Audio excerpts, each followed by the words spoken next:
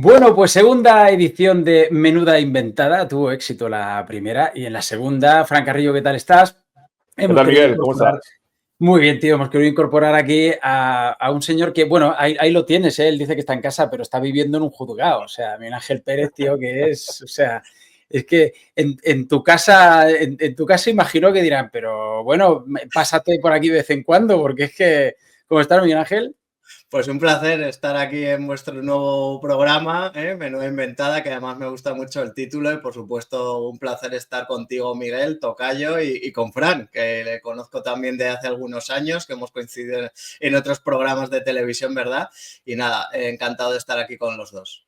Además, Bueno, coincidimos en un pseudomedio, en la fachosfera, en esta cosa que le gusta tanto a Sánchez. Y es bueno que la gente vea esa imagen que tiene detrás Miguel Ángel, porque para que entiendan el poder de la fotopolítica y del simbolismo y de la metáfora, los discursos visuales son también muy importantes. Por eso que tiene detrás Miguel Ángel es el lugar donde va a acabar Sánchez y su mujer en el año 2025, si Dios quiere y todo sale bien. escucha, no se puede pues, descartar, desde luego. O sea, yo apostaría también por ello, Fran. La verdad es que tal y como están avanzando las investigaciones, y además no es una hipótesis mía, es una hipótesis que me llega a nivel judicial. O sea que Sí. yo creo que la cosa puede ir para adelante, sí, sí. Pues lo que yo tengo aquí detrás puede parecer una celda, pues moderna y tal, pero con su cama y todo. Es otra metáfora, hombre. Seguramente está muy adecuado al tipo de celda que a lo mejor Sánchez le puede gustar, sobre todo por el good vibes detrás, ¿no? Pero no, eso que dice Miguel Ángel está muy bien, porque todavía hay jueces independientes que antes que progresistas o conservadores son jueces y que les importa el Estado de Derecho y que le importa la separación de poderes y que le importa la nación y que le importa que esta sociedad no se vaya al carajo como está haciendo este gobierno, y que, como les importa que haya justicia, porque es lo que define una sociedad libre y una democracia liberal, pues como dice cierto ilustre jefe de gabinete de cierta política ilustre también, pa'lante. Y van a ir todos pa'lante. Y Sí, tanto sí, que sí. sí. Vamos, eso es lo que, por lo que estamos conociendo, sería lo normal en un país normal, pero no sé si habéis contado con que este no es un país normal. Pero bueno, Miguel Ángel, ¿qué ha sido lo último? Porque la semana pasada tuvimos ahí las comparecencias de Aldama, de Coldo y de Ábalos, y bueno, y de la asistenta de Begoña Gómez y de Begoña Gómez también, que fue la semana fantástica. Ya no tenemos nada hasta enero, ¿no? Sí, en principio, Miguel, aunque todavía nos quedan unos días y vete a saber tú, porque es verdad que los jueces se dan mucha prisa para quedarse liberados, entre comillas, antes de la Navidad. Y en los últimos días del año de repente empiezan a salir muchas cosas, ¿no? Porque todos quieren como dejar el tema remachado antes de irse de vacaciones, ¿no? Suele pasar tanto en verano como en Navidades. Pero lo cierto es que ya en principio no tendría que haber grandes sorpresas. El 8 y el 9 de enero, digamos, pues van a ser importantes citas a nivel judicial, porque por un lado, en el marco del caso del fiscal general del Estado, Álvaro García Ortiz, pues tiene que ir a declarar al Supremo el jefe de gabinete de Isabel Díaz Ayuso, Miguel Ángel Rodríguez, así como otros 8 o 9 periodistas que han sido citados como testigos. También en esas fechas, 8 y 9 de enero, va a haber pues también importantes declaraciones, en este caso en Badajoz, ante la titular del juzgado de instrucción número 3 de Badajoz, y nada más y nada menos que del propio hermano de Pedro Sánchez, David Sánchez. Con lo cual, apenas unos días después de Reyes, vamos a empezar ya con un ritmo informativo y con una intensidad judicial bastante importante. Pero separemos temas porque, a ver, claro, es que aquí tenemos muchos. Luego queríamos preguntarte por este pacto del que se habla entre el PSOE, Ábalos y Coldo, para que era una cosa que parecía que no iba a ocurrir al principio, pero sí que parece que está pasando. Pero lo del fiscal general del Estado, hoy ha salido Sánchez a decir una cosa que es que a mí me vuelve loco porque me fascina, que ya dijo el otro día, lo de, y se ha descubierto que no había mensajes, elevemos el debate, como diciendo, sois todos bobos y le tenéis que pedir perdón a este hombre. Exacto, pidámosle perdón al fiscal general porque no hay mensaje, Claro. porque no hay mensaje, no, ha borrado todo. Claro. O sea, por eso no hay mensajes, bobo, Claro, porque es bobo. Es Pero que el nivel de manipulación al que está sometiendo a Pedro Sánchez a los españoles es ya tan brutal y se permite el lujo de decir, encima como con enfado, ¿no? Enfatizando y dramatizando incluso, dice, es que no han encontrado ningún mensaje nada. al fiscal general que le incrimine, hay que pedirle perdón. Y dices, pero ¿cómo puede ser tan mentiroso? ¿Cómo le van a encontrar al móvil algo si lo ha borrado absolutamente todo? O sea, es que no tiene ni un mínimo respeto ni de decencia hacia la verdad. O sea, es que le da igual todo. Y el problema que tenemos en España es que hay una parte de la población que le compra esa mercancía aunque esté averiada Tal y que cual. haga lo que haga y diga lo que diga, va a misa, lo que diga Pedro Sánchez. No tiene ningún tipo de autocrítica ni de poder crítico a las palabras que reciben de Pedro Sánchez. Pero le Tal cual. funciona, ¿eh? O sea, fijaos, le funciona en opinión pública, es decir, tú te Sí. ponen el corte de Pedro Sánchez diciendo eso y yo os juro que he visto gente decir, pues tienes razón. Y tú dices, vamos a ver, pero échale una pensada, que lo que acaba de decir es una auténtica barbaridad. Y luego, periodísticamente, los compañeros que están ahí, pues donde el otro día dijo aquello y hoy ha reforzado su mensaje, diciendo que si antes del informe de la UCO creía en el fiscal general del Estado, ahora cree todavía más, no hay nadie allí que le diga, no, es que esto es así, o sea, que le repregunte. O sea, esas ruedas de prensa del presidente del gobierno, no puede haber repreguntas, no puede haber alguien ahí que diga, más allá de un Vito Quiles en el Congreso de los Diputados, joder, alguien que salga ahí a decir eso. Pero. Es, es que No, responde. Dime. el problema, Fran, o sea, lo que os iba a decir es que muchos periodistas hacen, bajo mi punto de vista, muchos compañeros hacen ya dejación de funciones. Es decir, Eso es. aquí con tal de llevarte bien y de estar en lo que se llama el mamoneo, que es al final acabar el corrillo y a ver si te pueden dar alguna información a ti en exclusiva, llevarte bien, no molestarles, no hacerles ninguna crítica, pues como están todos en el mamoneo, al final pues no se hace el trabajo que hay que hacer. Y ese es el problema, que tienen al final personas, ¿no? Periodistas y compañeros, aunque los intentan satanizar como Vito Quiles, él cometerá sus fallos, lo hará de una forma mejor o peor, cada uno que juzgue su trabajo, ¿no? Pero obviamente hace las preguntas que nadie se atreve a hacer. O sea, a Eso mí, es. por ejemplo, yo hago tribunales, a mí me encantaría estar en el Congreso, desde luego yo creo que no me dejarían preguntar nunca, ¿no? Porque ese es el problema, que a los que hacen preguntas críticas no les dan el turno de palabra, nunca.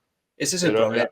Al ahí lo final, que pasa, Miguel Ángel, y eso, por eso, gracias a Dios, todavía hay periodistas libres que se rebelan contra esto, es que existe un corporativismo que generalmente están en los periodistas zurdos. Se han montado una cosa que se dice llamar Asociación de Periodistas Parlamentarios, pero que yo, que esto que le gusta mucho a mi colega Miguel, rebautizar cosas, le llamo Agrupación de Palmeros Pedretes, porque es una agrupación de palmeros en honor a Pedro, se dedican no a controlar, no a vigilar, no a fiscalizar el poder, sino a protegerlo de las informaciones que buscan precisamente cuestionar al poder. Es el mundo al revés, es el periodista protegiendo al poder en vez de fiscalizarlo. Correcto. Y eso es lo que degrada una democracia. Entonces, al final, todos estos que son cómplices también tienen que caer algún día. Porque el día de mañana, cuando el Sánchez y el sanchismo caigan, que caerán porque todo tiene su final, muchos de estos se pondrán muy dignos y volverán a ponerse la careta de periodista, si lo han sido alguna vez, y no la de activista, y empezarán a defender cosas achacándoselas al gobierno que venga o a la persona que venga, porque esto es el periodismo. No, a estos hay que señalarlos y con nombres y apellidos decir a todos estos, de Descolar a Ferreras, pasando por Palomeras y Fortes y todos sus enviados especiales al Congreso, que son culpables de la degradación democrática del país y que son culpables de la eliminación de poderes que quiere Sánchez y la degradación del Estado de Derecho. Porque si no, va a parecer que es el proyecto político de un loco, de un sociópata, cuando no es así. Es el proyecto político en el que hay medios de comunicación, empresas editoras, empresarios adocenados y amansados y muchísima sociedad civil que compra esto. Entonces, esta declaración de Sánchez, que ha hablado también Miguel Ángel, yo la comparé el otro día y pido a la gente que lo busque y lo compare con la que hizo en el Congreso el día de la declaración de Aldama, cuando tildó a Aldama de delincuente y de señor raro, ¿verdad? yo puse un tuit que dije, comprueben la declaración de Sánchez. Mandíbula apretada, gestos acelerados, mirada huidiza pero desafiante, el rostro compungido y cansado, sonrisa débil e impostada, muecas de enfado, mensajes de tono culpable, discursos de proyección hacia el otro. Es decir, una evidencia de nervios y de alguien que ya ha perdido el control y que va hasta el final con todo. Eso es Sánchez. Entonces, Miguel Ángel, ¿va a aparecer alguna información 2025 que nos haga creer a los españoles que esto no va hasta 2027? Es decir, hasta el final de legislatura, sino que gracias a esa independencia de los jueces y tú que tienes muy buenas fuentes, de los que mejores fuentes tienes en este país a nivel judicial, Sánchez acaba en 2025 su periplo sociópata y autócrata en España como presidente, o no tenemos que ir a 2027 si que las urnas vuelvan a dictar sentencia, nunca mejor dicho? Pues yo la verdad es que este tema lo he abordado con muchas fuentes que tengo a nivel judicial y a mí me decían que Pedro Sánchez podía caer perfectamente en febrero o en marzo. Yo creo que al margen de que haya un hecho concreto que le vaya a hacer caer, por ejemplo, alguna fuente me comentaba, es que su esposa Begoña Gómez ha sido muy bocazas. Y a mí esa frase se me quedó grabada porque yo a día de hoy no sé exactamente a qué extremo se refiere esa afirmación de que Begoña Gómez ha sido muy bocazas, porque en las investigaciones a día de hoy no hay ninguna pista de por qué Begoña Gómez ha sido bocazas, pero debe haber algo que pueda terminar con Pedro Sánchez porque Begoña Gómez viene en una conversación de WhatsApp, viene en un mensaje, viene en un email, pues haya hablado más de la cuenta y pueda ser uno de los detonantes. Al margen de estos hechos concretos que pueda haberlos, yo creo que al final va a ser una concatenación de todos los casos judiciales que ahora mismo le están acorralando, ¿no? Porque es que estamos hablando de la trama Coldo que se investiga en la Audiencia Nacional y en el Supremo. Estamos hablando del caso Begoña Gómez que investiga al juez Peinado. Hablamos del caso de David Sánchez que investiga a la juez de Badajoz. Y por supuesto hablamos del caso del fiscal general del Estado, Álvaro García Ortiz, que como hemos publicado en Libertad Digital esta noche, Álvaro García Ortiz ha borrado el teléfono móvil no para protegerse él, ha borrado el móvil para proteger a Pedro Sánchez y a la Moncloa y posiblemente al ministro de Justicia, Félix Bolaños. ¿Por qué? Porque obviamente los mensajes que le incriminaban al propio García Ortiz en la filtración contra el novio de Ayuso ya estaban recogidos en el sumario porque se los envió a la fiscal jefe provincial de Madrid, Pilar Rodríguez, y a la fiscal superior de Madrid, Almudena Lastra. Sus mensajes comprometedores en este caso ya están recogidos en el sumario. ¿Por qué borra el móvil? Pues obviamente borra el móvil porque había mensajes muy sensibles que afectarían a Pedro Sánchez, al ministro de Justicia, Félix Bolaños, y obviamente eso es lo que le ha llevado a Álvaro García Ortiz a borrar su móvil, que para él la única consecuencia que va a tener es una carga incriminatoria más contra él mismo. Y un ejemplo muy ilustrativo que me ponían era, esto es como cuando la policía está investigando a un presunto asesino y se encuentra que en la escena del crimen ha limpiado el suelo con lejía. Pues esto es lo mismo que le ha pasado a Álvaro García Ortiz al borrar su teléfono móvil. A él no le beneficia en nada. Y si lo ha hecho, ha sido para servir de cortafuegos a Pedro Sánchez y solamente pues esa declaración que acabamos de comentar de Pedro Sánchez horas después de conocerse que se había borrado el móvil de García Ortiz, ¿no? Aparte que un juez puede ordenar que se investigue el servidor incluso para rescatar ese tipo de mensajes. Es decir, esos mensajes no se han perdido en el limbo digital, son perfectamente rescatables. ¿Un juez puede ordenar eso? Obviamente, fíjate que hoy, Fran, una de las acusaciones populares que esta persona en la causa, que es APIF, que es la Asociación Profesional Sí. Independiente de Fiscales, ha presentado un escrito, creo que era de 12 páginas, con una batería de diligencias brutal, precisamente encaminadas, algunas de ellas, a esclarecer la posible recuperación de esos mensajes, ¿no? Con auxilios judiciales y peticiones pues, a las empresas tecnológicas del teléfono móvil, a las empresas informáticas, etcétera, etcétera. Obviamente, esa vía se debe agotar. porque esto lo que no puede ser es que el fiscal general del Estado se saque de la manga un supuesto protocolo para eliminar los mensajes de su móvil y aquí se quede la cosa. Obviamente hay que investigar si se pueden recuperar esos mensajes, por un lado, y obviamente hay que investigar también ese supuesto protocolo en el cual se excusan para haber borrado los mensajes. Esto es una auténtica escándalo, una auténtica vergüenza, y un matiz que sí me daban es que en otros casos, por ejemplo en el caso Koldo, en el sumario se incluían mensajes que habían sido borrados pues por los investigados, pero el matiz es que aquí se habría reseteado el móvil, es decir, aquel botoncito que te dice volver a los valores originales de fábrica. Predeterminados. Efectivamente, valores predeterminados de fábrica. Pues en este caso eso es lo que se habría hecho y por eso es más difícil recuperar los mensajes frente a otras causas judiciales que simplemente los investigados lo que habían hecho era borrar el mensaje sin resetear el móvil. Escuché a Villada, el fiscal del Supremo, si no me equivoco, que decía que este protocolo puede ser válido para casos que ya han terminado. Coño, este estaba empezando. O sea, eso lo incriminaría más, ¿no? Es una coartada auténtica, Miguel. Ya simplemente el hecho de que mientras se está haciendo una investigación judicial se borre, se formatee, se resetee una posible fuente de prueba, es que se comenta por sí sola. Y como os decía antes, ¿por qué ha hecho eso? Pues obviamente para proteger a los de arriba. Para Exacto. a Pedro Sánchez. Es que no hay otra explicación, porque él va Miguel, a tener más problemas. Es la cueva de Ali Ferraz. La cueva de Ali Ferraz. O sea, es un gobierno y un partido de ladrones. Es que la historia, yo me he dedicado toda mi vida a explicar a la izquierda, a la que quiere escuchar y al conjunto de los españoles, la historia del PSOE, que no es la que nos están contando, sino la que nos han ocultado. Y este gobierno es la cueva de Ali Ferraz. Solo están aquí para saquear.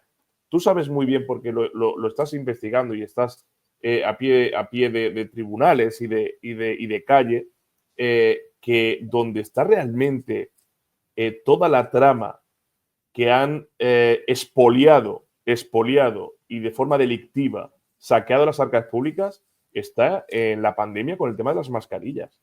Es decir, cómo de ahí parte absolutamente todo. Es decir, nos obligaron, so pena de ser detenidos a los españoles llevar mascarilla, porque se estaban lucrando con ese negocio. Porque cuantas más mascarillas se vendían, había que darle salida. Más dinero ganaban, claro, más dinero ganaban los Koldo, Aldama, Ábalos y seguramente hasta Sánchez. Y sobre todo también Illa, que es uno que estaba allí de ministro de Sanidad y parece que se ha perdido la pista. No, Illa era el ministro de Sanidad y era el señor que estaba también ahí decidiendo los encargos. Y como había que darle salida, Armengol también está ahí metida y todo, en esa cueva de Ali Ferraz, nos obligaron a ponerla porque se estaban lucrando. Es decir, la gente estaba falleciendo. Esto es algo que haría caer, haría caer a cualquier gobierno democrático, pero incluso a un gobierno dictatorial. La gente estaba muriendo, estaba falleciendo y esta gente se estaba forrando. Se estaba llenando los bolsillos de dinero a costa de la muerte de ciudadanos españoles. ¿En qué momento un ciudadano de izquierdas considera que muera gente es permisible con tal de que sigan gobernando los suyos?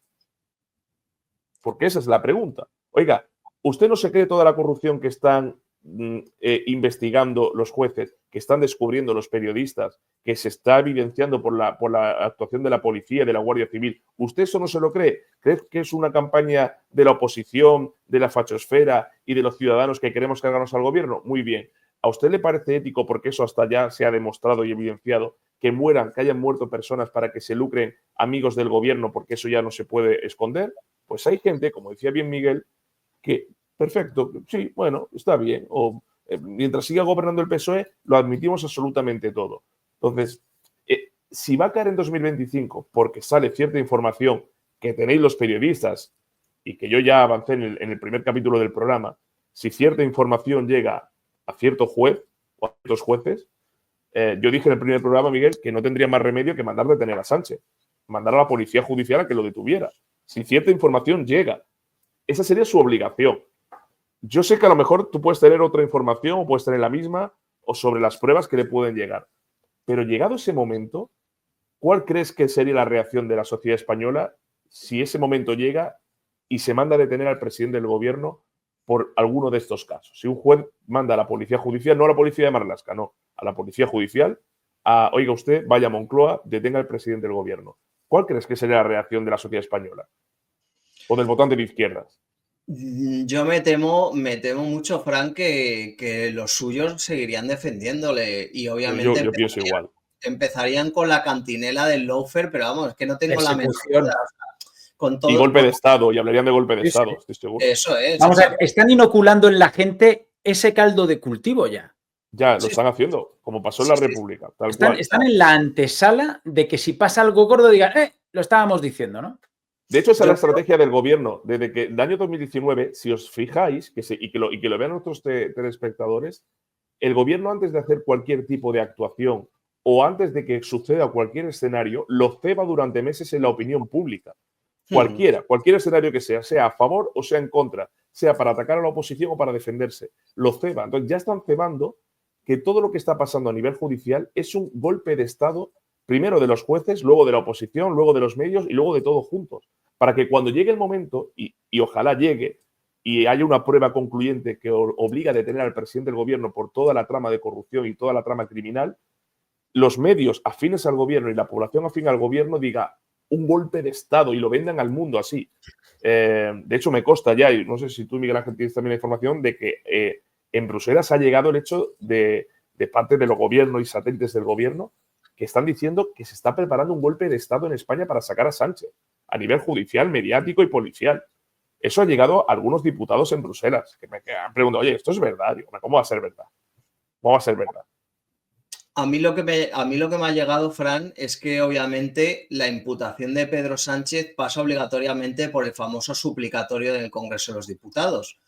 Obviamente, Pedro Sánchez tiene la sartén por el mango, porque si sigue dándole todo lo que quiere a sus aliados, a independentistas catalanes, podemitas, los de Yolanda, etcétera, etcétera, puede permitirse el lujo en un momento dado de rechazar el suplicatorio y que el Supremo no le puede investigar.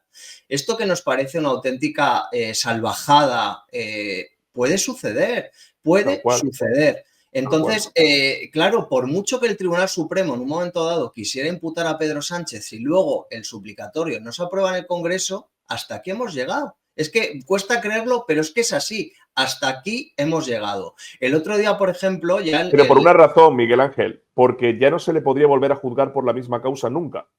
Claro. Es decir, y esto es algo anacrónico, porque eso es de 1910 o 1912, esta ley tal, pero ya ni siquiera es franquista, es prefranquista, o sea, todavía, ¿no? Es de hace más de un siglo. Pero que para que la gente lo sepa, se acabó porque no se le podría volver a juzgar por lo mismo. Es decir, aunque lo mismo sea una fechoría, sea un delito de la leche, sea un crimen increíble, si el suplicatorio dicen que no, por lo que tú has comentado, porque Sánchez le dará a los socios lo que sea, es decir, venderá otra vez más la nación con tal de seguir de presidente, ya no se le puede volver a juzgar por lo mismo. Y eso es en parte igual lo que están buscando.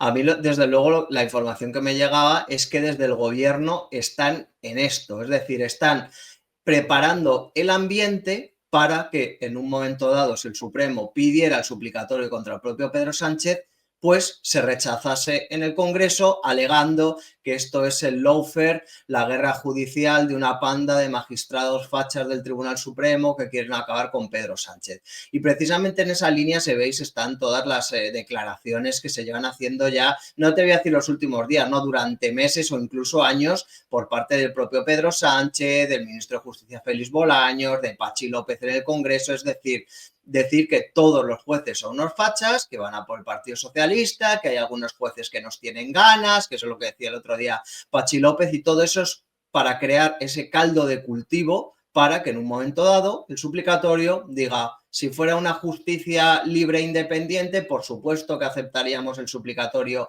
para investigar a Pedro Sánchez, pero como es una justicia facha, que lo único que quiere es llevarse a Pedro Sánchez por delante, pues tenemos que preservar la democracia, etcétera, etcétera, y rechazar el suplicatorio. Y eso sería una gravedad inmensa. Y dices, ¿puede pasar en España? Pues viendo lo que está pasando, por supuesto. Es que solamente hay que ver a Álvaro García Ortiz, el primer fiscal general del Estado de la historia de España imputado. Y ahí sigue. Y mientras le están investigando, le pillan que ha borrado el móvil. Y ahí sigue. Es que le da igual. Le da igual. Esa jugada, Sí, perdón. Dime, Fran. No digo, ¿y sabéis quién fue el señor que, al igual que Sánchez, empezó a decir que los jueces de ultraderecha y fascista van contra mí y contra la Constitución y contra el pueblo y saben ustedes que vamos a acabar con ellos porque la Constitución bolivariana? Esto lo dijo Hugo Chávez hace ya casi 20 años. Y entonces, cuando todavía quedaban jueces independientes y quedaban fiscales independientes y gente independiente en Venezuela, este señor se los fue cargando uno a uno hasta llegar al totalitarismo narcoasesino que es hoy. Lo digo porque Sánchez está replicando discurso, replicando métodos y replicando estrategia política, con la complicidad, no lo olvidemos, de la mitad de los medios de este país y de gran parte de la sociedad civil que lo sigue alabando y abanderando.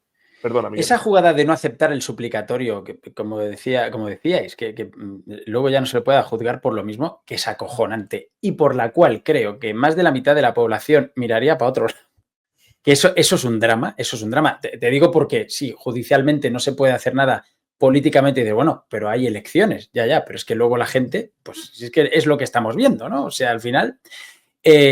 también podría pasar, Miguel Ángel, en algo parecido con lo de Ábalos y su denuncia a la Guardia Civil. El otro día me enteré de algo, yo no sabía, que es lo del árbol envenenado. Que es, claro, sí, bueno, es una gran jugada de Ábalos, ¿no? O sea, al final denuncia a la Guardia Civil porque decía, no, yo es que estaba aforado y no me podían investigar, ¿no? Por lo visto, lo del árbol envenenado, corrígeme si me equivoco, es que si hay alguna diligencia que haya sido ilegal o algo contra algún acusado, el procedimiento ya se para.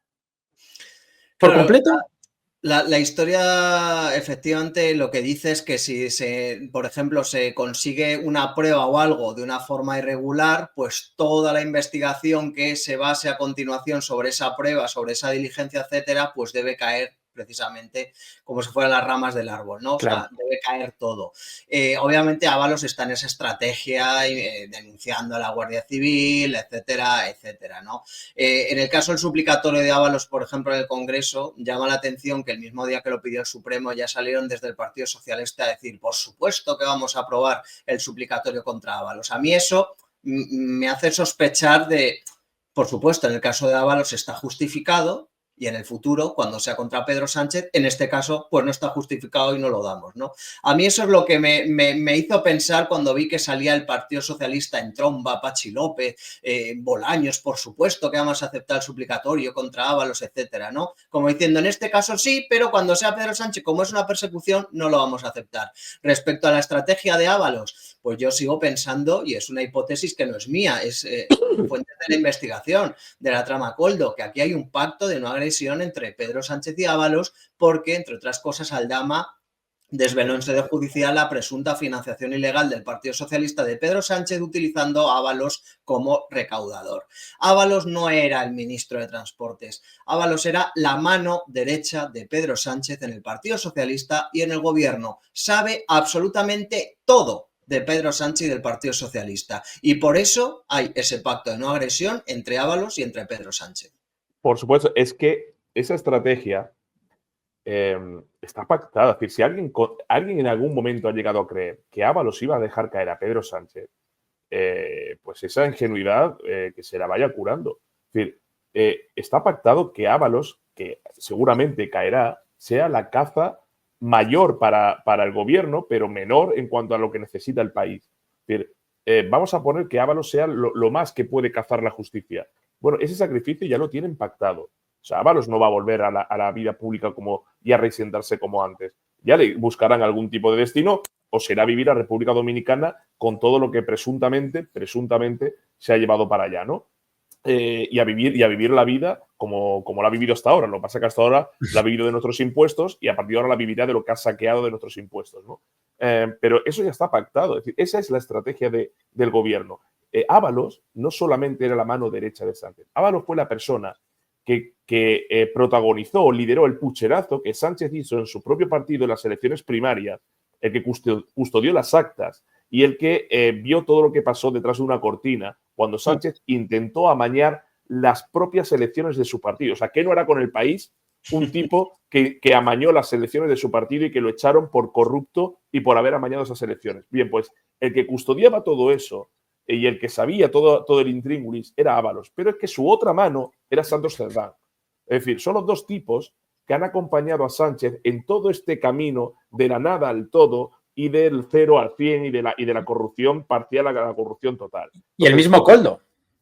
Bueno, claro, Koldo, que ahora parece que no lo conocía nadie, igual que Aldama, que ha estado en la sede del PSOE. Por eso digo que es la cueva de Ali Ferraz, porque es Ali Ferraz y los 40 ladrones, o los 400 ladrones que hay ahí. Ábalos no va a dejar caer a Sánchez. Lo que hay que hacer es que cuando caiga Ábalos es siguiente, y subir un escalón más y decir, ¿quién es el siguiente? Y el siguiente es Pedro Sánchez. Y eso es... Apuntaba Miguel el nombre de Koldo. Me parece clave porque aquí en esta historia también se nos ha intentado vender que es que Koldo era el asesor de Ábalos. No.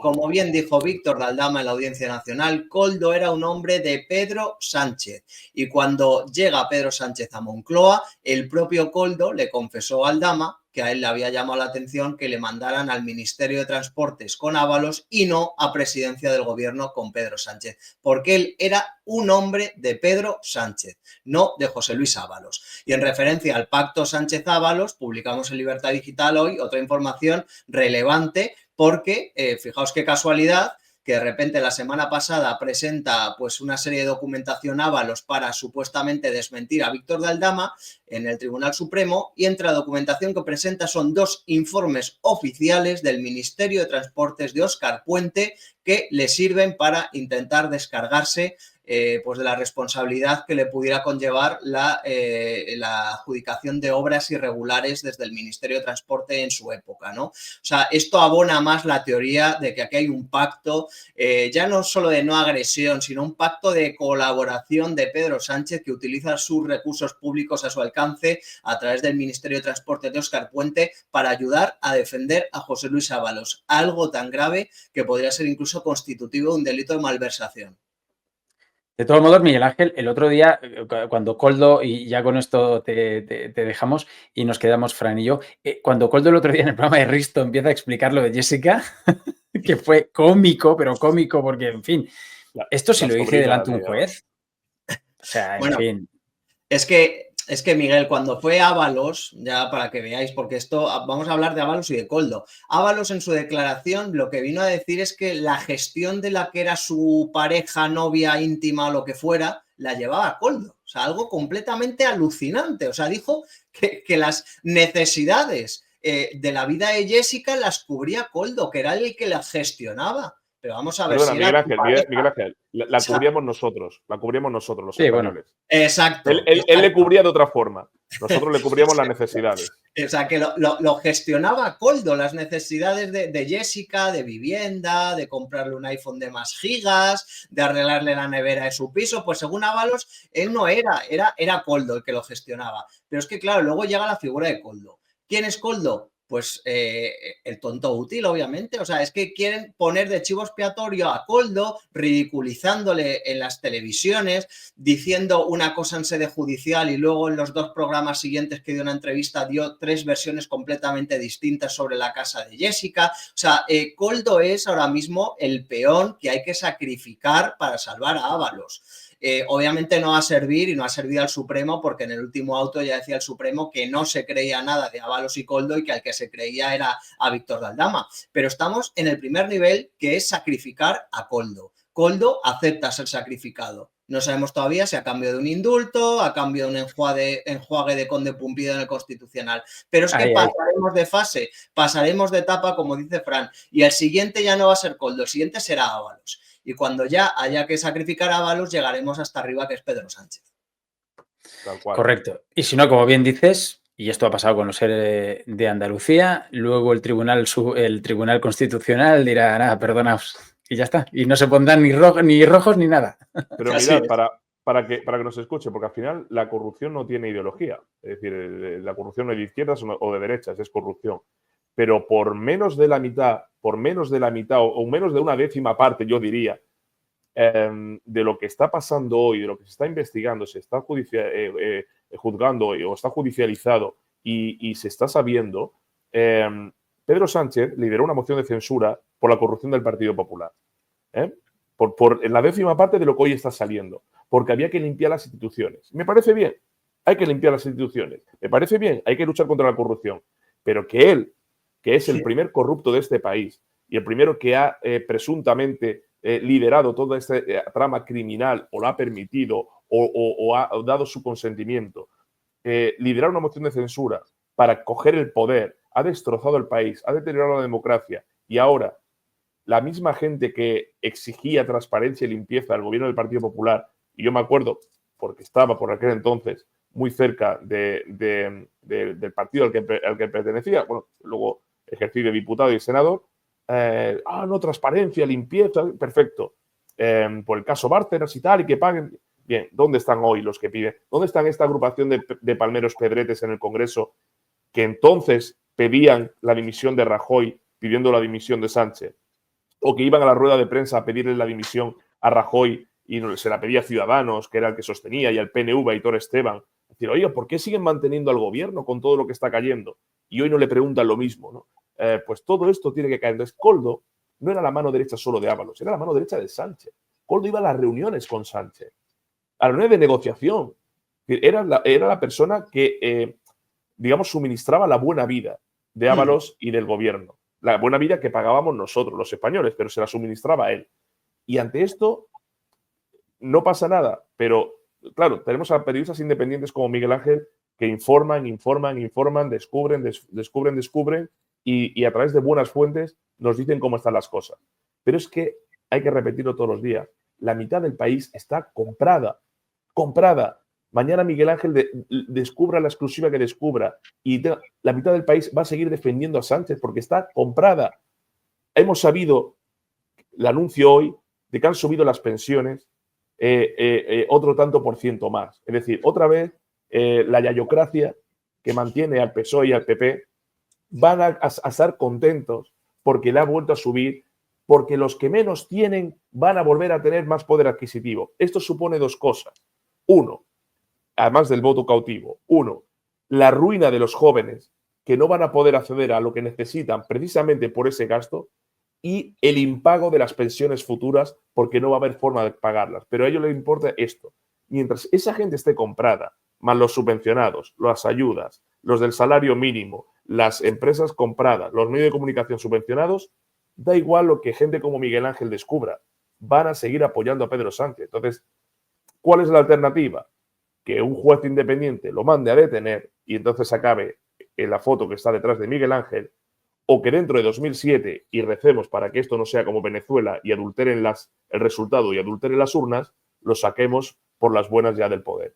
No hay más solución para eso. Por rematar la comparación que has hecho, Frank, que me parece muy acertada y yo la he utilizado muchas veces, ¿no? Con el paralelismo con el caso Gürtel, ¿no? Lo primero que hay que decir, obviamente, es que el caso Gürtel ya están condenados con sentencia firme y aquí no, pero dejando eso de lado, vamos a hacer una mini comparación. En el caso Gürtel, al final, pues estaba Correa, que era un empresario, Luis Bárcenas, que era un tesorero, había alcaldes, había algún senador, había algún diputado autonómico, bien.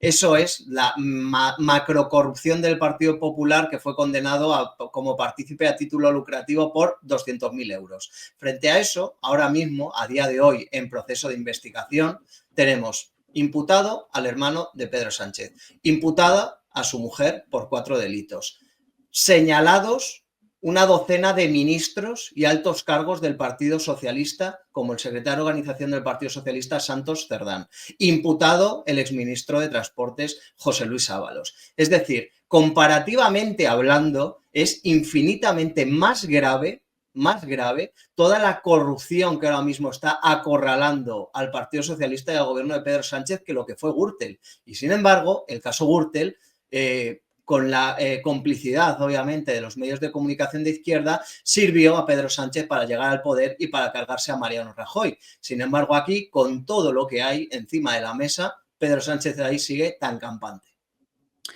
Miguel Ángel, que un abrazo muy grande, tío. Feliz Navidad, feliz año. Gracias por estar aquí en Menudo Inventada. Te invitaremos alguna vez en el futuro, desde luego, porque eres buen amigo. Y nada, a descansar, tío, que te lo mereces. Y bueno, ya en enero a darle otra vez ahí a tope. Un Por abrazo. supuesto, un placer estar con vosotros dos, Fran y Miguel, y por supuesto, mucha suerte para este nuevo canal, Menuda Inventada, que seguro que os va a ir de lujo y volveremos, por supuesto, cuando me invitéis. Desde la Claro que libertad. sí. Un abrazo, Miguel Ángel. Feliz Gracias siempre Navidad y por tus feliz año. informaciones. Feliz Navidad, Chao. feliz año. Ya le puedes dar al botoncito ese Leave de estudio y ya luego hablamos ahí por teléfono. Además, Muy bien. tenemos un subtítulo que es el canal que no cuenta bulos ni cambia de opinión. Así que tú has estrenado eso porque ni cuentas bulos ni cambias de opinión. Muy bien. Hasta luego, chicos. Chao, Ángel. Hasta luego. Un abrazo. Fran, nos quedamos tú y yo, tío, porque Venga. como segundo tema del vídeo de hoy está, bueno, los trágicos eventos el otro día en Alemania con ese atropello mortal por parte de un zumbao a gente que estaba ahí, pues bueno, pues haciendo la vida normal. Nos puede pasar a cualquiera, por desgracia, en esta Europa que ha enloquecido o que han querido que enloquezca, ¿no? Y claro, esto se enmarca dentro de un fenómeno bastante más grande y muy preocupante, que es la inmigración, pero ojo, porque es que luego llega la gente a decirte, no, anti-inmigración. No, perdona, la inmigración ilegal, masiva y descontrolada, ¿vale? Porque esto se tiene que enmarcar ahí.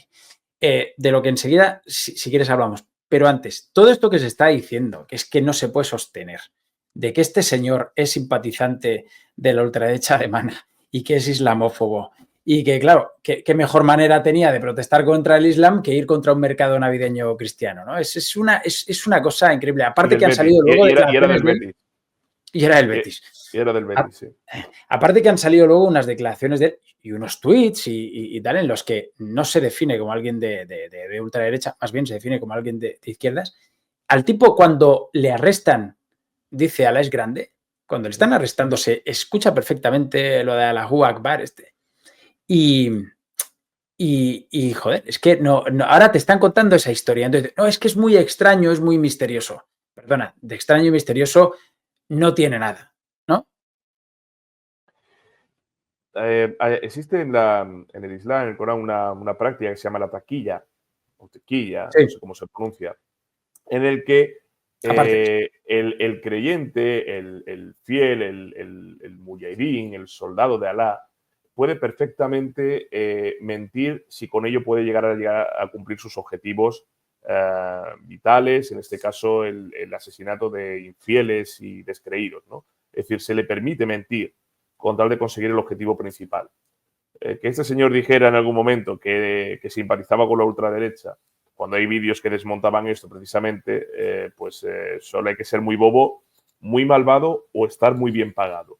Porque hay una similitud entre el relato que están siguiendo muchos medios de comunicación de izquierdas y de derechas, muchos políticos de izquierdas y de derechas, y estos politólogos que ves ahora en la televisión, sobre todo aquí en España, diciendo que el peligro no es el islamismo radical, sino que es la ultraderecha. Y es que todos están pagados de una forma u otra por quienes están financiando desde fuera todo este problema migratorio en España, que no es otro que el señor George Soros, ¿no? Que un judío millonario que hizo fortuna vendiendo precisamente las propiedades de otros judíos y que es el causante, el que está financiando a través de asociaciones como Open Arts, a través de otros colectivos, precisamente el fenómeno migratorio creando ese problema. Este es el verdadero culpable, el señor que está detrás cambiando y el que está detrás de la Agenda 2030 junto a otros, ¿no? Esa es la élite millonaria que, en colaboración con la izquierda política europea y parte de la derecha cómplice, están intentando cambiar nuestras costumbres, nuestros valores, nuestras raíces, nuestra civilización, todo eso, porque esto ya no va de izquierda, esto es de civilización o barbarie. Es eso, es decir, la Europa grecorromana, de raíz filosófica, moral grecorromana y judeocristiana, quiere ser cambiada con el impulso político de la Unión Europea, de los que mandan en la Unión Europea, comprados por esta Agenda 2030 y de políticos en cada uno de los países, para sustituirla por otras culturas.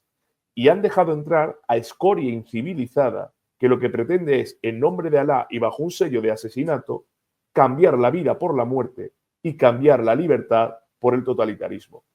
Y este señor es ejemplo de eso. Entonces, cuando te dicen, porque te toman por idiota o te quieren tomar por idiota los memos que se venden por 4 monedas, no, el problema de Europa no es el islamismo, es la ultraderecha, el que te lo dice, o lo dice por ignorancia, o lo dice por maldad sectaria, o es algo peor, está en el ajo y forma parte de ese entramado. Porque en Europa no hay ninguna ultraderecha. Es más, todo lo que ellos señalan ultraderecha, no hay ningún atisbo ni en las calles, ni en el gobierno, ni en la sociedad de fascismo. Nada, nada, a todos los políticos que han señalado. Pero sí vemos cada año atentados terroristas en nombre de Alá y atentados de gente que acaban diciendo tarde o temprano Europa caerá. Porque demográficamente, por desgracia, tarde o temprano, si seguimos así, Europa caerá. Es una cuestión de dejar pasar los años y demográficamente caerá si no hacemos nada. Entonces, mientras se cuece a nivel de cruzada una reacción en las calles cristianas de la Europa grecorromana, esto es lo que vamos a tener. Y o quitamos a estos, o estas noticias de este asesino terrorista saudí de izquierdas, islamista y por tanto connivente con muchos gobiernos, pues desgraciadamente será el pan nuestro de cada día. Que da mucha vergüenza, macho. Primero, lo pusilánimes que son los medios. Tras producirse el atentado, veías, creo que lo puso Elon Musk en Twitter, en X, Sí. un recopilatorio de todas las noticias de todos los grandes medios internacionales que decían a car, un coche atropellado, un coche. Diario El Mundo también, un coche. Que tú dices, o sea, ya haciendo la misma broma de Joven y Jovenlandia, pues un Cochelandia, ¿no? O sea, ¿por qué esa cosa tan pusilánime? Y luego, además, desde el punto de vista de los medios, en cuanto se empieza a sospechar, porque dicen que podría ser simpatizante la ultraderecha alemana y tal, que es que ya desde el lenguaje ya lo estamos pervirtiendo todo lo que tú dices, ¿no? Llamar ultraderecha ya porque sí, ¿no? Ok. Saltan todos estos palmeros, ¿no? De mira, lo decíamos y tal, no sé qué, sois unos conspiranoicos y tal y cual, cuando ejemplos es lo que tú dices, ¿cuántos atentados terroristas por parte del yihadismo hemos vivido en Europa en los últimos años? ¿Cuántos por parte de la ultraderecha? Joder, es que no es comparable, o sea. Es que esa realidad no le interesa. Vamos a ver, que las grandes editoras están compradas por esa élite globalista. Esa élite global millonaria que lo que le interesa es mano de obra barata. Todo esto que quieren exportar es porque ese nivel de bienestar que teníamos en Europa a las élites globales ya no le interesa. ¿Por qué quieren exportar este tipo de perfiles que están entrando en masa por la connivencia de gobiernos comprados, de políticos corruptos y comprados y de medios de comunicación o propiedades de medios de comunicación corruptas y compradas? Porque si tú sustituyes la mano de obra que existe ahora por otra mano de obra más barata que aceptará la mitad de la mitad de los salarios que tú estás pagando, Ya está punto pasando. número uno, ya está pasando. A ellos les costará mucho menos implantar cualquier tipo de producto, pero también por dos razones. Porque el europeo de clase media se ha acostumbrado a un nivel de vida que el que viene de fuera, sea de África o de Asia o de la zona norte de África, el Magreb, no está acostumbrado y va a aceptar cualquier tipo de modo de vida. Y si a cambio de aceptar ese modo de vida, lo único que va a pedir es que se respeten sus costumbres y seguir, digamos, rezando a Alá, estas élites globales lo van a aceptar porque no viven en Europa.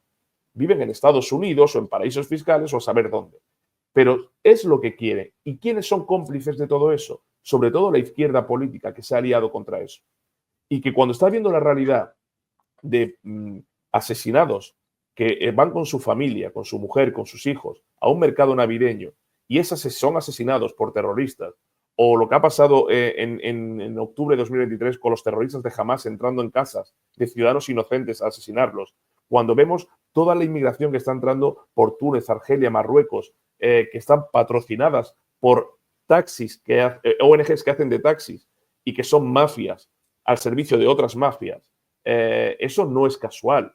Cuando tú escuches un relato como el que has dicho, Miguel, en el que todos los medios dicen lo mismo, todos, absolutamente todos, de una ideología o de una línea editorial y otra, eso es porque todos están comprados por el mismo patrón, por las mismas élites. Porque tú puedes decir, oye, a mí no me ha comprado nadie, entonces, ¿por qué titula lo mismo que un periódico de línea editorial contraria? O sea, ¿por qué el Mundo, que hoy es la versión socialdemócrata del país, igual que parte del PP es la versión socialdemócrata del PSOE, ¿por qué titulas igual? O sea, es como que un coche atropella. O sea, el coche atropella solo. O sea, ya hemos llegado a un nivel de inteligencia artificial que el coche por sí mismo sale del garaje, ¿no? Es un coche que ha abrazado la fe islámica, entonces el coche pues se ha hecho defensor de Alá y dice, pues como tengo inteligencia propia, Allahu Akbar, ¿no? Y el coche embiste contra los ciudadanos porque le molesta la Navidad, ¿no? Es un coche descreído, infiel, ¿no? Es reírse del lector, es reírse del ciudadano. ¿Cómo que un coche? Un terrorista, y además que lo sabían porque tenían la información. Entonces salen todos los medios, no porque lo digan los Musk, es que cualquiera que tenga cierto nivel de crítica o de capacidad de autocrítica o de ver las cosas y que no quiera que le tomen por imbécil, lo puede ver. Un señor que ha atropellado por una cuestión puramente ideológica, religiosa, de odio a Occidente, de odio a lo que somos, de odio a nuestras raíces, de odio a lo que representamos, a lo que hemos sido y a lo que queremos seguir siendo. Y los medios que en teoría deberían defender eso porque se han criado en esos valores, se ponen de parte del enemigo que te quiere eliminar, que te quiere asesinar. Pues dos razones explican esto. Pues están comprados, es decir, que se dejan, digamos, vender por 4 monedas, o están metidos en el ajo. Es decir, que ellos mismos también quieren cambiar porque son también creyentes de Alá y quieren cambiar todo esto. Como lo segundo me parece más improbable, entiendo que lo primero es lo más factible, y es que están absolutamente comprados. Algo que es muy complicado probar, pero como hemos dicho muchas veces, Miguel, no tengo pruebas, pero tampoco dudas. Para solucionar esto, ¿cómo se podría hacer? Porque estoy viendo que en la mayor parte de estos casos es un tipo que tenía antecedentes, que ya estaba vigilado por la policía. Y de, vamos a ver, pero ¿por qué a este tío no se le ha echado en su día? O sea, ¿por qué no se hace eso? ¿Por qué no se echa a esta gente conflictiva? ¿Por qué no se endurecen las medidas para aceptar los flujos migratorios a la gente en los países?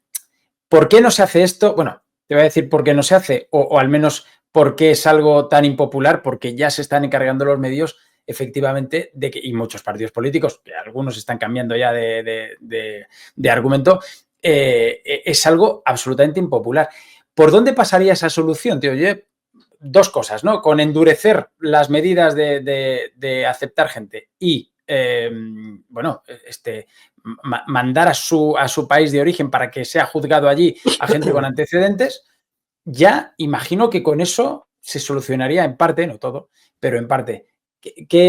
¿Por qué apuestas tú que pueda llegar a pasar en el futuro? ¿O ya es tarde? ¿O ya es muy tarde? En ciertos países ya es muy tarde, me parece a mí, ¿no? Sí, puede ser, por ejemplo, Francia o incluso Bélgica. Pues adoptando medidas sin complejos y sin importarte lo que van a decir. Un tipo como Bukele, presidente de El Salvador, que es socialista, lo digo para los extraviados, ¿vale? Él es socialista, se declara de izquierda y socialista. Se encontró con el país con la tasa de violencia y de delincuencia más alta del mundo y la ha reducido a 0. Sin importarle lo que le decían las organizaciones progres que vivían de la delincuencia, del negocio de la delincuencia. Y le atacaban a él porque violaba los derechos humanos y tal, a gente que había arruinado familias, asesinado a niños y que tenían controladas las calles a base de navajazos y de disparos, ¿no? Y a través de una política de mano dura contra los delincuentes, la delincuencia se ha reducido. Bien, repito, de un socialista. Cuando tú tienes a dirigentes de Oriente Medio, saudíes, por ejemplo, que acaban de manifestarse ahora, oiga, pasa algo curioso. Nosotros a este tipo de personas que son delincuentes lo tenemos en las cárceles. Y claro, ustedes los importan. O sea, lo que aquí a nosotros encerramos, ustedes los reciben tranquilamente como refugiados, le dan todos los derechos del mundo, les mantienen, atentan contra ustedes y los siguen manteniendo. Aquí están encerrados en cárceles. Es decir, los delincuentes que tiene Marruecos no se los queda Marruecos, nos lo envía a nosotros. Los delincuentes que pasan las fronteras en Alemania vienen de países donde estaban en las cárceles y aquí los admitimos.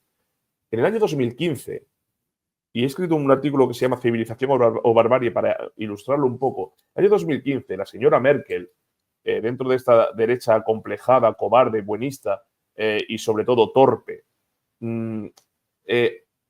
admitió su gobierno a un millón de refugiados y llegó a decir aquello de lograremos que vengan aquí todos, ¿no? Abrieron las puertas por el conflicto de Siria que, por cierto, provocó la administración demócrata de Barack Obama, ¿no? Y en ese millón de refugiados hubo muchísimos, digamos, que le advirtieron, ojo, que todo lo que está entrando aquí no son refugiados, no huyen de guerras y no buscan un futuro mejor. Cuidado con lo que se está metiendo. Le avisó hasta el propio líder del Partido Socialdemócrata Alemán, que dijo, hay que ver caso por caso y no abrir aquí fronteras de forma tan gratuita.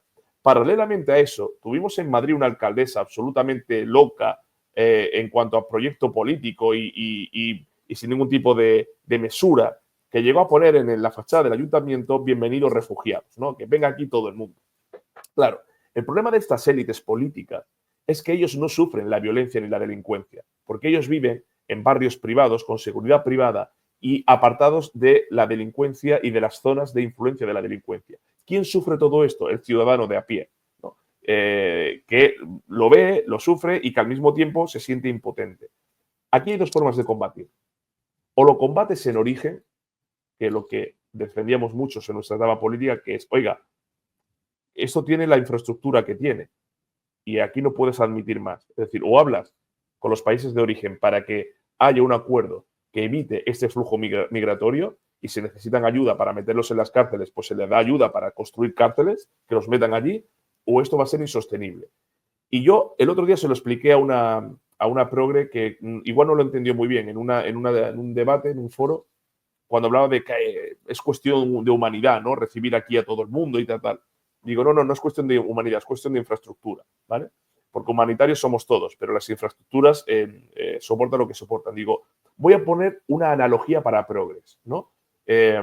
A modo de Barrio Sésamo, para que lo entendáis. Digo, vosotros imaginad que tenéis debajo del fregadero un escape de agua, ¿no? En la tubería, pues empieza a gotear, ¿no?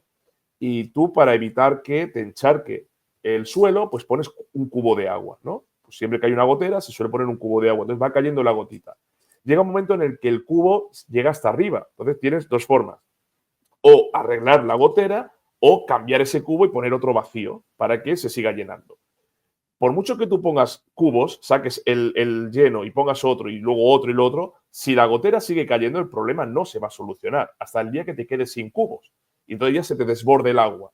Bien, ¿no será más fácil arreglar la gotera y gastarte un poquito en arreglar la tubería que está goteando y no seguir poniendo cubos hasta el día en que te quedes sin cubos y entonces tengas un problema de verdad? Digo, pues esto es lo que pasa con la inmigración. Que por mucho que tú pongas cubos y por mucho que tú des dinero a acogerlos, a mantenerlos, a incorporarlos al sistema, van a seguir llegando porque estás llamando a que pongas más cubos, es decir, al efecto llamada, van a seguir llegando. Llegará un momento en el que no tengas cubos porque no tienes infraestructura. Y ahí vendrá el problema social, la violencia, la falta de tal. Y la izquierda dirá que el problema no es de ellos, sino es de la ultraderecha, que es racista o falta de humanidad, etcétera, etcétera. No, el problema es de vosotros que lo habéis permitido. O lo tratas en origen o pones unas leyes en el cual usted asesina a la cárcel o deportado. Pero no pasa eso. En Europa, al que está asesinando o al que está delinquiendo, lo sueltan enseguida o le permiten seguir delinquiendo. ¿Qué pasa? Que como encima les estamos manteniendo públicamente, el efecto llamada continúa. Y esa solución no va a terminar, porque los que mandan en Europa, Miguel, que lo sepan los telespectadores, están comprados por esas élites. Es que los que gobiernan en Europa han sido los perdedores de las elecciones, no los ganadores. Los ciudadanos europeos han votado una cosa y han votado en contra de la Agenda 2030, en contra del socialismo woke, en contra de que nos impongan destrozar el sector primario para cambiarlo por molinitos y por placas solares. Todo eso es lo que han votado los ciudadanos europeos. ¿Quiénes gobiernan Europa? Los favorables a la Agenda 2030, los favorables a cargarse el sector primario, agrícola, ganadero, pesquero, y los de la chapita aquí de las energías renovables. Esos son los que gobiernan, contrario a lo que es la voluntad ciudadana. Pues habrá que quitar a estos para tener otra política y acordar con esos países de origen de, oiga, sus delincuentes se quedan allí y los que vengan aquí que sea mano de obra cualificada, mano de obra formada y mano de obra que se pueda integrar. Y por eso yo prefiero la inmigración que viene de Hispanoamérica a la que viene del Magreb. Porque te digo una cosa, no se habla de delincuentes y tal chinos y viene inmigración china, ni indios, ni mexicanos, ni argentinos. Qué casualidad que se hablan siempre de los hijos de Alá. Qué casualidad, que son siempre los mismos, ¿no? O los que vienen de más abajo, que tienen una cultura de abusar de la mujer, de violar a la mujer, etcétera, etcétera, en cuando se la encuentran por la calle. Pues oiga, si hay un patrón, ya no es casualidad, ya no es estadística, ya es porque hay un plan establecido para que eso ocurra. Pues que es tal cual, tío. Yo espero que no sea demasiado tarde cuando realmente se pongan todos los esfuerzos para actuar en origen y tratar de Aquí solucionar todavía no. este problema, ¿eh? En Francia sí lo es. En Francia tienes un 35% de inmigrantes o bien de segunda generación o de tercera, que es absolutamente alarmante. Cuando le preguntan en caso de conflicto si defenderían a Francia o a su país de origen, todos decían su país de origen. Es decir, Claro. y de ese 35%, el 80% no se sentían franceses. No se sentían franceses. Ya no son guetos aislados. Ya hablamos de una quinta columna dentro del país que el día de mañana no te defenderá el país.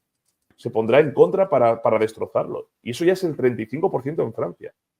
Es que no hay nada más que verlo en... o sea, no voy a caer en lo bajo de esas cosas chistosas que hay que ver la selección francesa, ¿no? Digo, bueno, también lo tenemos en el Real Madrid, no hay que ser racista tampoco, coño, por eso. O sea, se puede sentir francés. A mí el color me digo, no, es de integración. O sea, barrios de París son absolutamente guetos no integrados y de una violencia mayúscula contra la propia sociedad que le acoge. Y además te lo dice, no, es que aquí venimos a destruir la sociedad francesa tal como la concebimos, la república, la égalité, fraternité, liberté, todo eso lo odian. Entonces, Francia es un país perdido. Bélgica es un país perdido. En Bélgica hay sitios donde la Sharia, en barrios en Molenbeek, se está implantando. También en Suecia, por cierto. La Suecia del paraíso socialdemócrata y tal, es perdida para la causa. ¿Cuál es el partido que más ha crecido, más va a gobernar? Pues el partido más de derecha extrema, ¿no? ¿Por qué? Porque están hasta las narices. En España todavía no es tarde, todavía no. Pero a este ritmo solo hay que ver Cataluña. Cataluña es un ejemplo perfecto de degradación de lo que puede venir al resto de España. Y de cómo hay calles en Cataluña donde no se atreve a entrar ni una mujer ni una persona si no quiere ser violada o agredida o robada. Y eso es muy peligroso cuando se empieza a instaurar. Eso es el wokismo. Eso y no otra cosa es el wokismo. Yo creo que hay mucha gente que no quiere afrontar esta realidad porque tiene miedo, y esto creo que cada vez más gente se está desprendiendo de esto, tiene miedo a que sean acusados de xenofobia o de racismo, cuando en realidad no es por de dónde vienes, no es por tu color de piel, faltaría más, vamos, absolutamente, totalmente en contra de la xenofobia y del racismo, es por una cuestión cultural. Tal cual.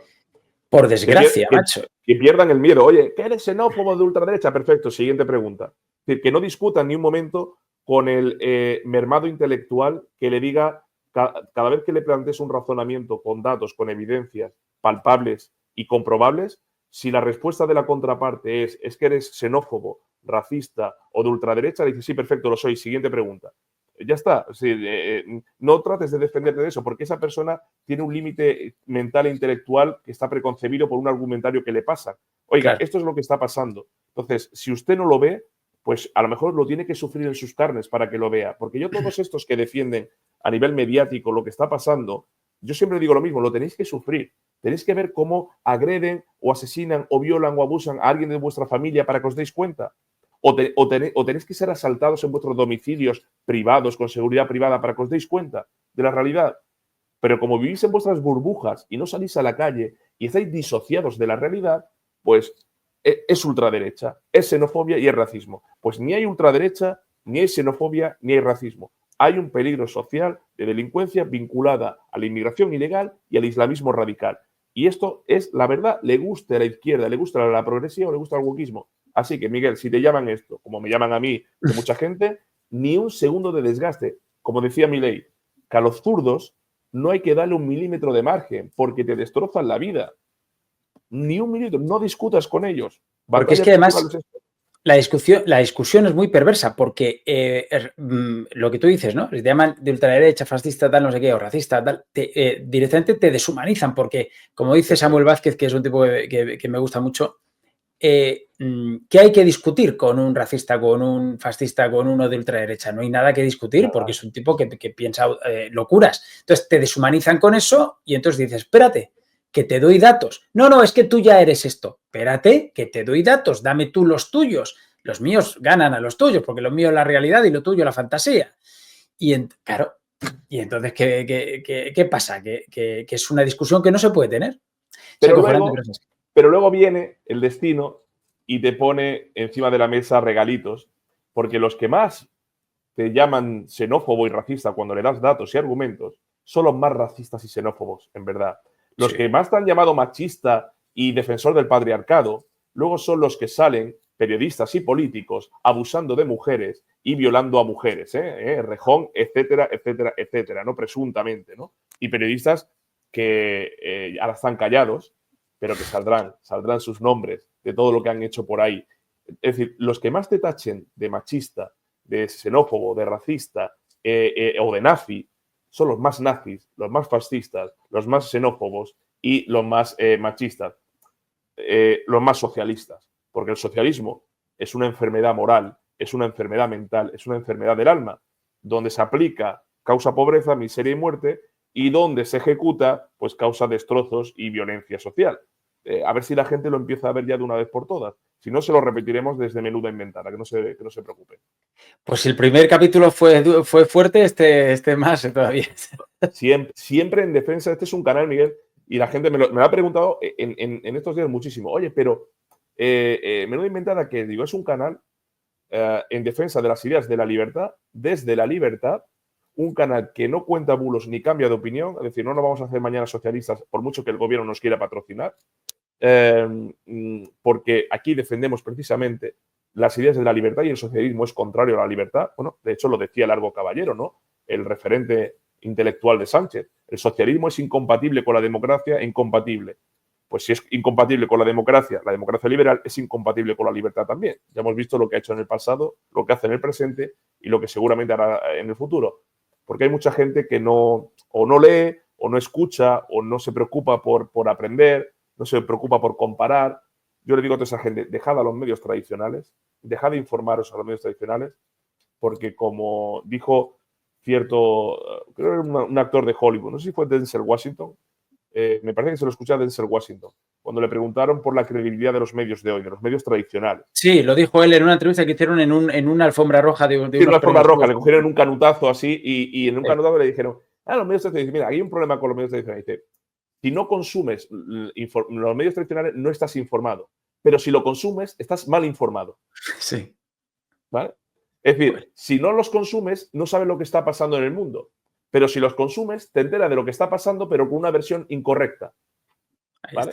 Con lo cual, para enterarte de la versión incorrecta, tienes que establecer otras alternativas. Eso lo ha entendido perfectamente Milei y Trump en sus campañas. Y por eso le ha votado la gente que le ha votado, que está harta de manipulación, de mentiras y de entrega a una agenda totalitaria como la 2030 y sus élites globales, claro. Desde luego. Fran, tío, que feliz Navidad, feliz año y nada, le vamos a dar mucha más caña en 2025, ya llevamos 2 capitulitos y luego ya vendrá el tercero y muchos invitados y bueno, va a estar muy bien.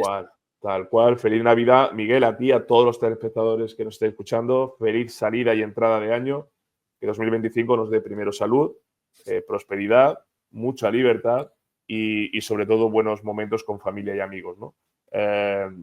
Yo siempre me despido como el otro tenía el suyo, pero a nivel más argentino. Yo quiero despedirme más a nivel castizo, más a nivel español o andaluz, ¿no? Como buen andaluz que soy. ¡Viva la libertad, cojones! ¡Viva la libertad, cojones! Exacto. ¿No? Cambiamos la C de carajo por la C de cojones. ¡Viva la libertad, cojones! Que es lo más bonito que puede tener junto a la vida el ser humano. Claro que sí. Fran, un abrazo grande, tío. Fuerte abrazo a todos. Chao.